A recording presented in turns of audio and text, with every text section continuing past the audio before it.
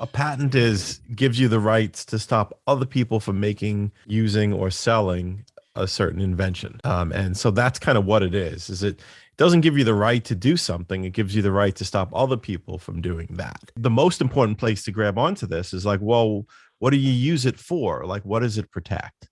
Because you mentioned patents, you mentioned trademarks, and you mentioned copyrights, and all three of them protect different types of things.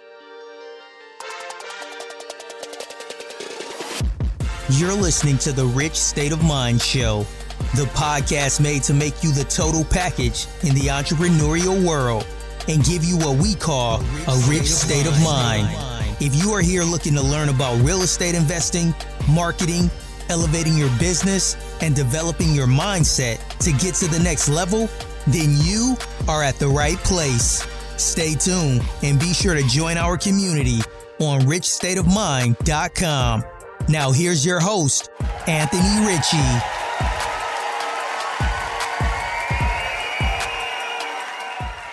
Hey everybody, welcome back to another episode of Rich State of Mind, where I'm talking to Rich Goldstein. He's a patent attorney, entrepreneur, author, and speaker who helps people protect and capitalize on their valuable ideas. So over the past 25 years, he's secured over 2,000 patents.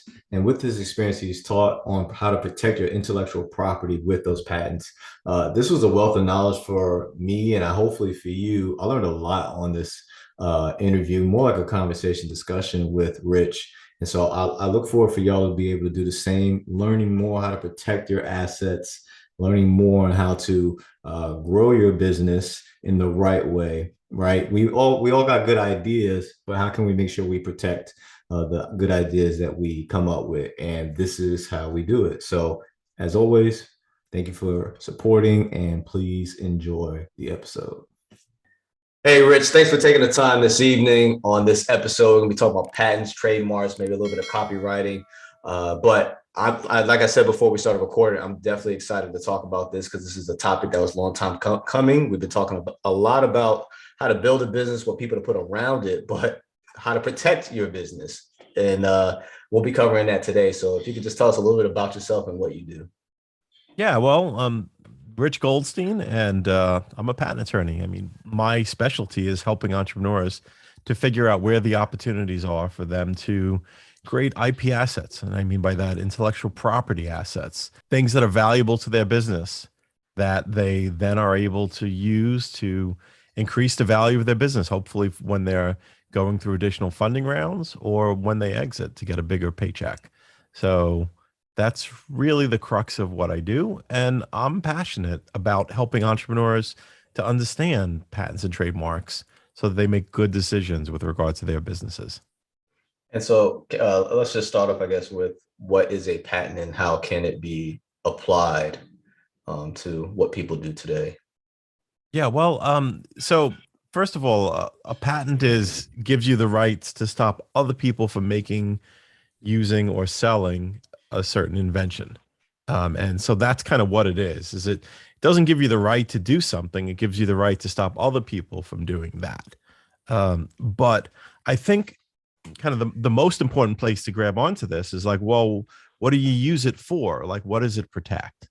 Because you mentioned patents, you mentioned trademarks, and you mentioned copyrights, and all three of them protect different types of things. We call it different subject matter. So it's kind of like the subject matter of a copyright is content. It's like the content of this podcast, the content of a video, the content of a musical composition, a song, or the content of a movie. Like that's what's protected in a copyright. When it comes to trademarks, it has to do with branding. So it has to do with the name of your company, the logo that you use, the slogan that you use, the things that then when people see that, they think of your company. They see the Nike name, they see the Nike swoosh, they see the phrase "just do it," and they immediately think of the Nike company. That's branding. That's all protected by trademarks. So that's the way you protect things like that is with a trademark. But now when it comes to a patent is about a product idea, the thing that makes a product different from other products. So the product structure or the product design. It also can apply to software. So the way in which an app functions, the different process that it goes through when it's operating, when it's interacting with you, the user, that could be protected by a patent. So basically, in some, patents are for products, trademarks are for branding, and copyrights are for content. That's Thank you for that breakdown. yeah. Yeah, that was perfect, actually. Just to kind of clarify for people, like, okay, based off of what I do, maybe it helps them prioritize what they probably need to get first. Would you say that's fair, or would you say maybe they should get Yeah. it at once? Well, I mean, prioritize what to get first, and also what's the thing that applies to them, because it's not every business that needs a patent because they don't have a differentiated product. They might have services, right? And then the patents don't really apply. Typically, if you're going to talk about what to do first, is it's usually the branding. It's like if you're launching a company and you've got branding, you've got like the name of the company, you've got a logo, you've got the things that people are looking at when they're looking at your company, things that you build up through your marketing and through your advertising. You build up your name, such that if someone else, like one of your competitors, were to come along and then use similar branding, similar name, similar logo in your field, they might confuse your customers into thinking that they're you. And so that's what a trademark is all about. So I guess if you're going to look at like where to start, typically you want to start with trademarks because it's a no-brainer to get a trademark. If you're going to have branding of any type, then you should protect that brand. And so, from my understanding, doesn't that make it also easier to sell your company if you wanted to, if it's trademarked, because that's the protection of the brand? Yeah, I mean, not just easier, but it could be a deal killer if you don't have protection. So I know lots of situations where someone has built up a business, they're selling products, they may be selling $10 million worth of products a year and making a $2 million profit, such that the business might be worth something like $8 to $10 million, right? But if you don't own the name, then the people that would fork over that money to buy your company suddenly are not interested, because if you don't own the branding that you've been selling under, maybe you've been skating by for now without an issue, but at a certain point it could all fall apart. Awesome. Thank you for explaining that. So with the patents, I know that understand there's a process, but before we go into the process, from what I was researching, there's three different type of patents. So you have utility, design, and provisional. Yeah, well, and really it's two different types of patents, because a provisional isn't a patent, and I'll explain why in a minute. Okay. So utility patent and design patent, that's the big divide right there. Okay. So utility patent is like what you typically think of when you think of an invention or a patented invention. You think of someone in the garage, like working to improve upon a product, to make it work better, to solve the problem better than other products have before. And so there's something structurally different, there's something functionally different about the product. That's what a utility patent protects. Design patent, on the other hand, is just about the appearance of a product. It's just about, it's actually called the ornamental appearance. So aside from the function, it's like the design of a water bottle, for example, like an Evian bottle, or I have an Aquafina bottle in my hand, and it has different kind of configuration to the bottle, different shapes, different grooves. That could be a design patent, because there's nothing different about the way that it functions. It's just that it's got a different appearance, a different design. So that's what a design patent is, just for the appearance. Utility patent is for the function. And now provisional is, it's not a patent, it's a patent application. So the difference is, like a utility patent you could enforce. You've got a utility patent, that's a bunch of rights that you could use to stop someone else from making, using, and selling it. Same thing with the design patent. It's a patent. It's something that you could enforce and stop people from making, using, selling, or displaying that design. But a provisional is just a placeholder. So a provisional patent application is a placeholder that gives you priority at the patent office, so that if during the next year you file a utility application, you'll have an earlier date. So it gives you a year to kind of get everything together and file that full utility application and still have priority from when you file the provisional. So it's a provisional patent application. No such thing as a provisional patent because it's not a patent. It's just an application. It's just a placeholder. And that brings me into my next question. What's the right time to start? What's the timing on that to kind of want to say, all right, I think now's a good time to put in my provisional patent? Because essentially does that make kind of your idea public, or is it just between you and that office? Yeah, it's between you and the office. It doesn't make it public. But you hit the nail on the head there with public, because that's the thing, is you want to file that before you make it public. Okay. So, if you make your invention public before you file some type of patent application, you immediately lose the rights in most of the world to ever get a patent on it. There are many countries that are called absolute novelty countries, which means that if you haven't already put in a patent application, then you've lost the rights to, if you make it public, you've lost the rights to ever apply for the patent. In the US, there's a 1-year grace period, which means if you make it public and a year goes by, then it's game over. There are other ways you could lose your rights sooner, but the simple answer, though, is that if a year goes by from when you make it public, there's nothing you can do. It's too late. So the time to consider applying for a patent is before you make it public. And it doesn't always pay to apply for a patent for various reasons. But if you're ever going to do it, the time to do it is before you make it public. No, that's definitely good to know. And so with the process of patenting, so that there are 2 criteria for patentability. I'm curious, what is that? Yeah, well, I mean, the main thing is that it's got to be the right subject matter. In other words, there's a bunch of categories of things that qualify for patents. There's it's machine, manufacture, composition of matter, and a process. So just simply and it's like a lot of things can fall into one of these categories or fall into more than one category. It doesn't matter to know specifically which, it just has to be at least one. So a machine is just something with moving parts that interact with each other. A manufacturer is an item that doesn't have moving parts, but still it has a function to it. It's like a paper clip. It's a piece of wire that's bent in a certain way that gives it a function, or like a shovel that's got a certain shape to it. That could be a utility patent. That's what we call a manufacturer, right? And then third category, composition of matter, like combination of chemicals. You put a bunch of things together and all of a sudden you've got a better shampoo, right? Or a pharmaceutical. So composition of matter. And then the last category is a process, which traditionally could be something like a new way of refining steel, where there was nothing different about the end product. It's just we got a more efficient process of getting there. And then a process also could be software. Computer software is protected as a process.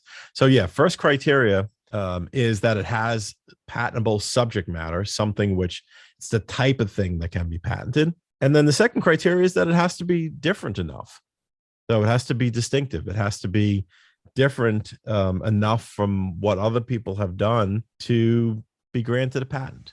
So I've always thought as well when it came to the patent, maybe, because I know the idea is to protect. So I'm thinking like the person that created the umbrella, right? What's the company that creates like the strollers? Let's just say that the stroller company is Goldstein.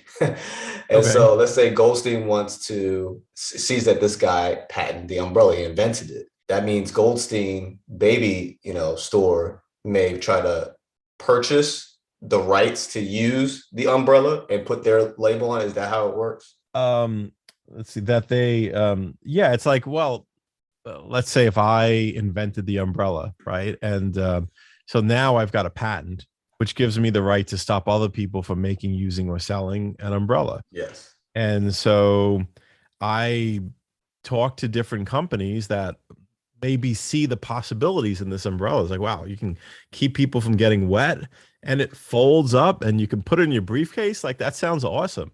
And so I say, okay, well, you want to manufacture this? I have the patent. And then they say, okay, well, let's enter a licensing agreement where we'll pay you a royalty for each umbrella that we make. And in return, we get to use the rights under your patent. And so that's typically how that works is if I have the rights, I can license them to you, and then you can manufacture the product and pay me a royalty, pay me a certain percentage for using it. And that's all whatever it is we agree to, whatever that agreement, whatever is fair to you and fair to me, and we put into a contract, a licensing agreement. That's what the arrangement becomes then.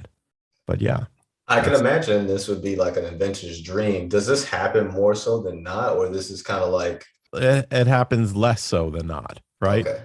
I'd say probably most of the time people overestimate like the value of what they have. And so I think it really pays to take a good look at whether what you have is going to have that commercial appeal. But here's the biggest part that escapes most people that are getting into this. And that is every patent has a scope. Every patent has a limit. It's got a scope of protection. So it's like you'll hear people saying one of two things about patents. You'll hear them saying, well, patents are so valuable. They're so important. If you're going to launch a product, you've got to get a patent. You've got to get a patent. You've got to get a patent. And then you'll hear people saying, wow, now patents are a waste of time because someone changes one little thing and they get around your patent. Yes, And true. people say both. And which of these two are correct? The answer is both of them are correct at different times. Some patents are very valuable and protect a whole new concept. Like if an umbrella was a new concept that you had like a frame that kind of came together at a point, and then like you've got these other little frame members that pivot out from that point from the top, and then you've got fabric covering it, right? So that you push up on the center and it opens up. You can get a patent that covers that whole concept. And then that would be a very valuable patent, because when people say, well, like, that's such a cool idea. It's like this thing that can shield you from the rain, but it folds up into like a single pole. And you have the patent that actually covers that, then that's valuable. But often what happens is someone says, well, I invented the umbrella. And the truth is, if we do some research, we call prior art research. In other words, research to see what came prior, what other people did before. So we do some prior art research and we see, well, you know what? There have been a lot of other people that have had that type of invention. They've had a pole that, with these different like members attached to the top that kind of pivot out, and it's covered by a fabric covering. But what's different about yours is that you've got like a release button that's spring loaded. And so like if you want to release it, then you can press that button and then it'll like release the whole mechanism. Like, okay, that's cool. But you might think that you're getting a patent on the umbrella, where really what you're doing is you're getting a patent on the release mechanism. And so you're getting something that's more limited. And so it's important, though, to understand you're not getting a patent on the umbrella. Why? Because you didn't invent the umbrella. Someone else did. And so you're getting a patent on a more specific version of it. And that's what happens most of the time. And when people say, oh, someone just changed a little thing and they got around my invention, that's because they didn't invent the big thing that they thought they did. Like they found out, oh, yes, you can get a patent, but they didn't find out what that patent was actually going to cover. They didn't actually really come to terms with the fact that they didn't invent the umbrella. They invented a little piece of like a modified version of it. And that's what they're getting their patent on. And then they see, well, someone else made an umbrella. They stole my idea. And then the patent attorney tells them, well, yeah, but it's not really what's covered by your patent. And they say, see that? You change one thing and you get around my patent. But again, the truth is it wasn't what they think was their patent was not their patent.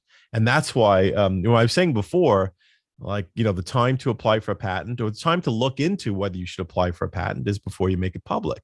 But there may be but it might not pay for you to get a patent. And this is exactly what I was referring to, is you want to figure out at an early stage, not just can I get a patent, but what about my invention actually is different that's going to lead to the patent?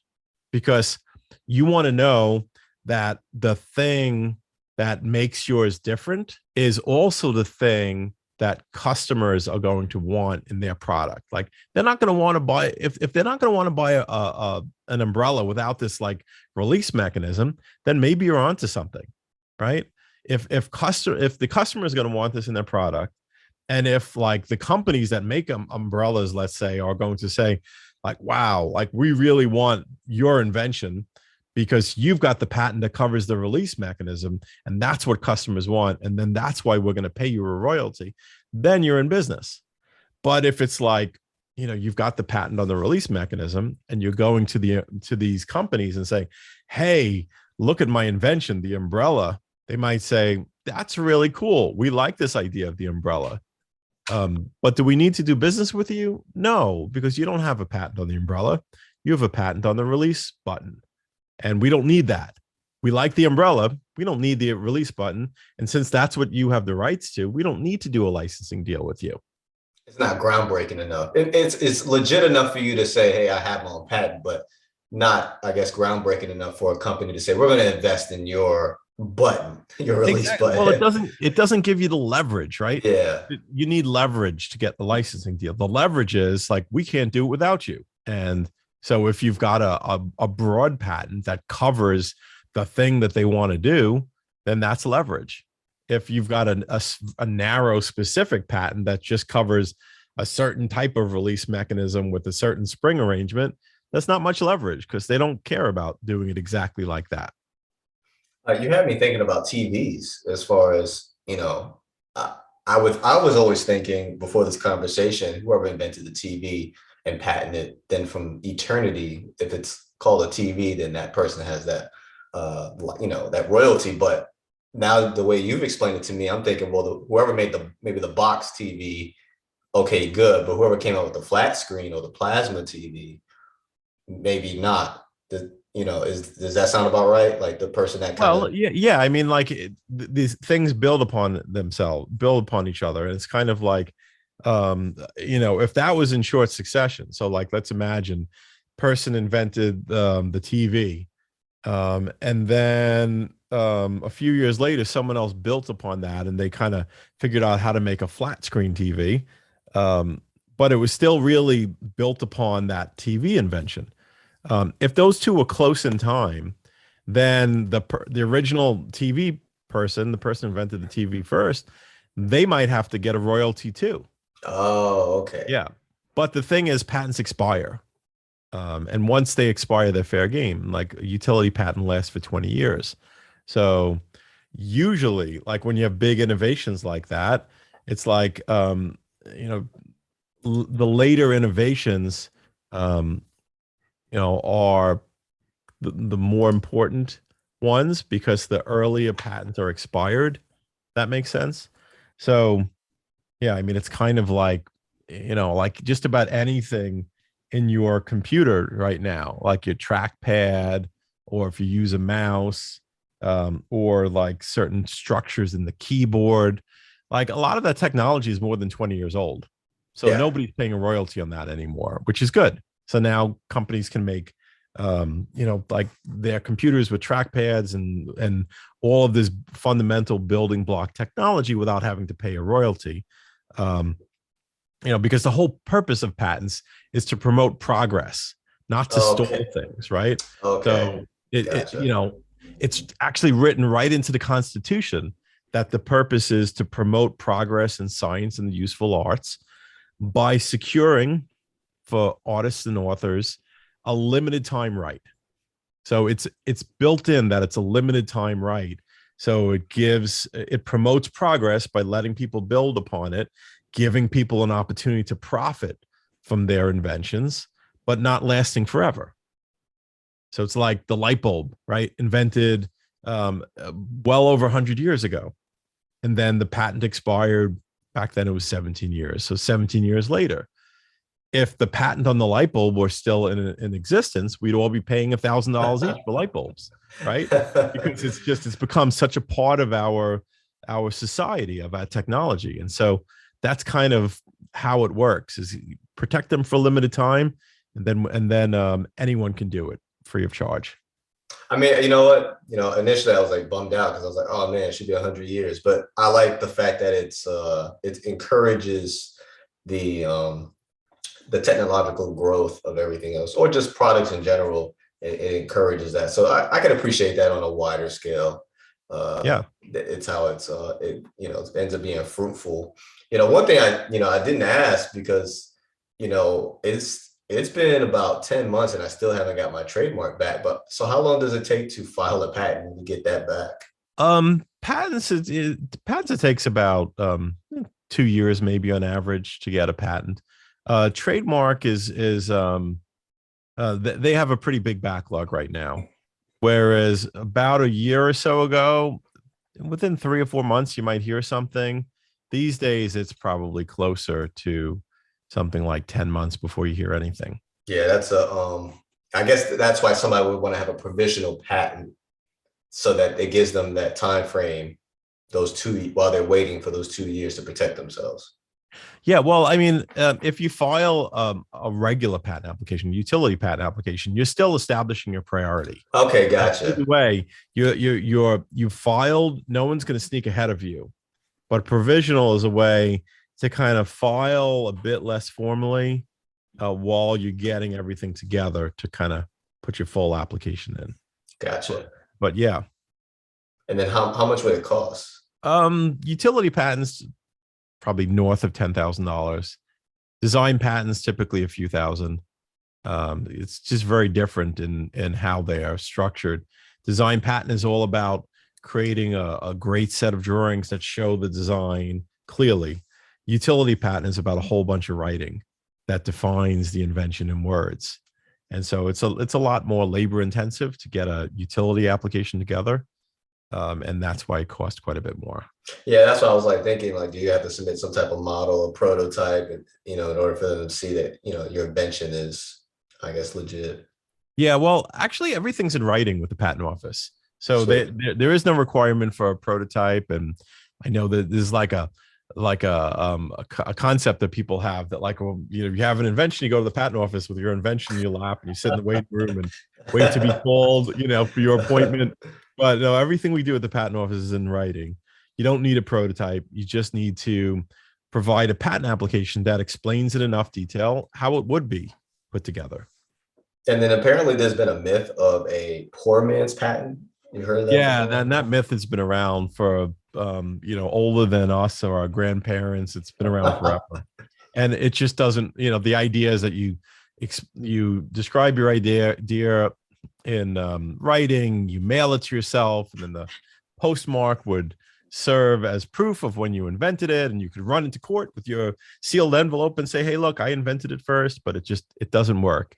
And it used to be more complicated for me to explain to people why it didn't work, where it's like, the explanation used to be that, well, look, Congress went to the trouble of creating this patent system. Why would they ever reward people for trying to go around the system? But now it's a lot simpler, because for the past half a dozen years or so, our system is now first to file. So it doesn't matter what you can prove. If you weren't the first person to file in the patent office, you're out. So it's just first to file, first to file, first to file. That's all. That's fair. It doesn't matter what you could prove about, like, well, look, I invented it 20 years ago, and I have this envelope. So poor man's patent does absolutely nothing. All right. So speaking of first to file, let's say I have a product. When it comes to listing my product, how can I make sure it doesn't get banned into somebody else's idea?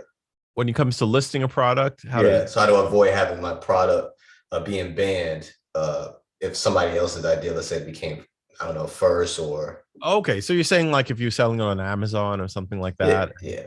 And like, how do you avoid getting shut down because someone else has a patent for it? Well, it's difficult because, first of all, you want to research as best as you can to try and find other patents that are similar. but for any given product, there's possibly a lot of aspects of it that could be protected in some way, especially if it's a more complicated product, right? Like an electronic product. There could be patents on, like on, cell phone, in my hand. Like there could be a patent. Um, there's probably hundreds of patents on this. Patent for the design, maybe a Yeah. patent specifically for even this configuration of camera lenses. There could be a patent on the audio system, like the speakers and the microphone, and like there's a lot of different directions. And like trying to find out if you are free to sell a product without infringing on someone else's patent, that's a rather complicated process called freedom to operate. And Okay. it can be very expensive to get a freedom to operate search done, to actually get clearance where someone says, hey, we've looked at everything and all the patents, all the trademarks, there's nothing you would infringe. Now, that's hard to do. Yeah, I was about to say, I feel like at this point in time, in our world, society, that's really hard to come by. It Yeah. gets harder and harder as the years go by. Oh, yeah. No, absolutely. And I think, kind of the best thing you could do is common sense, is like, don't copy someone else's stuff. It's like a lot of times, like it's the simplest aspect of it is like, people get jammed up because they just copy other people's stuff, like, and they know they're copying. It's like, I saw a product and they're doing well, so I figured maybe I'll do the same thing. It's like, if you avoid that, like that's probably 3/4 of the time that people get shut down is because they're just copying someone else. But you're spending all those resources and thousands of dollars to just you put it at risk of being shut down. Yeah, no, absolutely. Absolutely. So anyway, well, that's 3/4 of the battle. But then beyond that, there is always a risk when you're putting out a product that you might be infringing someone's patent that you don't know about. And it's hard to avoid. It's hard to be certain that you're not. But yeah, I think there's always that risk when you're launching something, that you might step on someone's toes. And that's why I would hire somebody like you, Yep. because I really want to make sure that does not happen. Because my father used to say, you're probably not the first one to think of that idea. Yeah. Somebody else in this world has probably thought of it. Maybe they didn't follow through and do a patent. Maybe they did. Yeah. But you can definitely do some research and see. Exactly. Well, a good little shortcut is, if you find an expired patent, then you could rest assured that if you do exactly what's in that patent, that you're not going to infringe. Because once the patent expires, then it's fair game for anyone to do it. And so, yeah, I mean, a lot of people that are looking for things to sell, they search for expired patents to come up with ideas of what they might want to manufacture, because there's a lot more things that have been patented than have ever made it to the market. I could, yeah. There's a lot of good ideas there too. But I guess, so one thing that I've learned as far as being an entrepreneur business person is, what does the world need? If you solve a problem for Right. the masses, then you're more than likely going to appeal to a wide range of market companies. So like the umbrella, what we talked about, it rains all over the whole country for most of the country and most of the world. So Right. you're solving a problem for billions of people. So that's kind of how I would think about it if I was to look at it expire. That's a great starting point. Is you start with what's the need, and then what's the best solution. Yeah. And so sometimes, so even if you're following this approach and looking at expired patents, like you have the initial problem, and then you look to see, well, how have other people solved it? And sometimes people had some pretty good solutions and they just never marketed it. And you're able to find the details of it in the patent record. And, someone had a great idea in 1962 about how to shield yourself from rain. And like, wow, like that's pretty cool. And then if you want to manufacture it, you can, because the patent's expired and now it's in the public domain. It's free to anyone to do. That's very interesting. I think you just gave a really good gold mine to people on this podcast that's listening to it. I may look at it out of curiosity. Is there like a government website where you can look that up? Probably the most friendly place to look it up is Google Patents. So Google has a patent search engine. It's patents, Patents, .google.com. So that's the Google patent search site. You could just type in a query and up will pop a bunch of patents. But then the trick there's a bunch of tricks, but one of them is to date limit it. So date limit it for things that are more than 20 years old. And then you're able to, you're able to find older patents. And then those are things that will be available for you to use.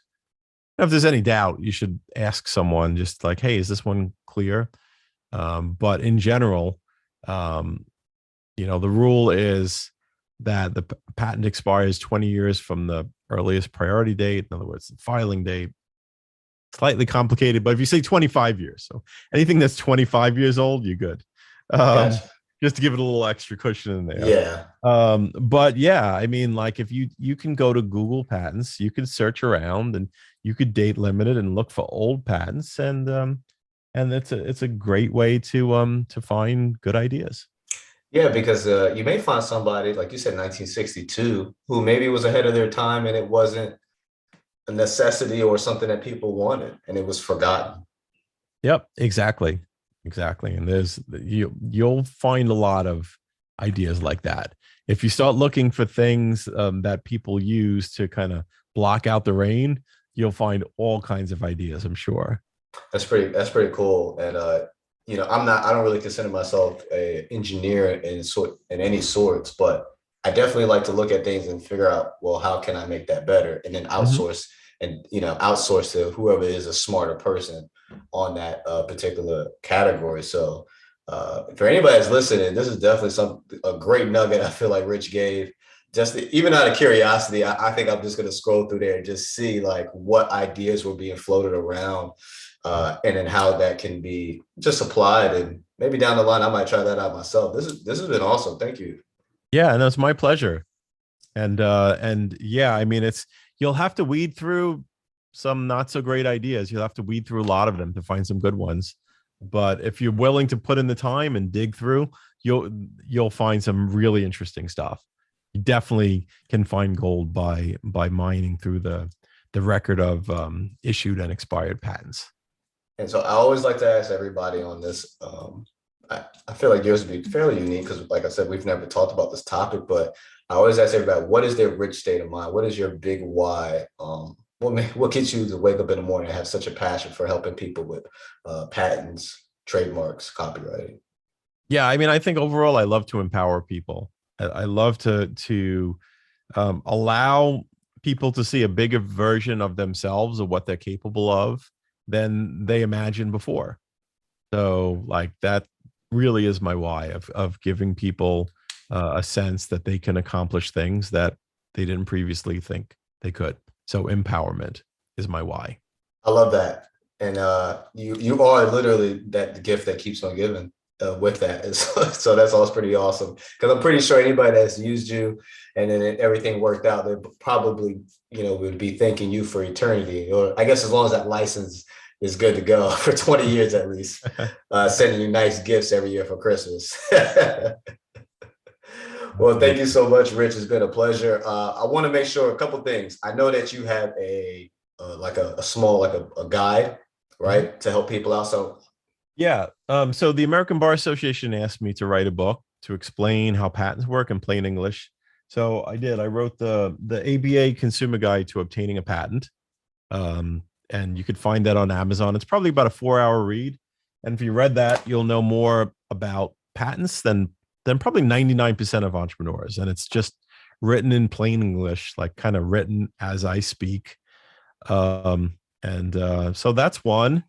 And then also, if you want to hear stories about people who have kind of taken the road from concept to reality, I have my own podcast, Innovations and Breakthroughs. That's another great learning resource. And I'll just say one more is like, if you want to find out, more about patents in terms of, I've got videos on my website. It's goldsteinpatentlaw.com. And I've got, videos that really break down the process in a short amount of time. And then you could also see if it's a match to work together with us if that's something that you want to do through my website. And I want to have all those links in the show notes when I post this episode, because I definitely want people to read that book. 4-Hour Read, not bad at all. Can't fall asleep on that one. Nope. And then definitely the podcast. Like you said, it's hearing the process from beginning to end and how it benefited them. And I'm sure everybody has a unique story to tell, and somebody can relate to that. Definitely interested in that. Want to check that out personally myself. So everybody, please check out Rich, his content. Definitely will have that link to the book. So if you listen to this episode, you'll see that and check it out on Amazon. And it's been a pleasure, Rich. I really appreciate you coming up here. Absolutely. My pleasure.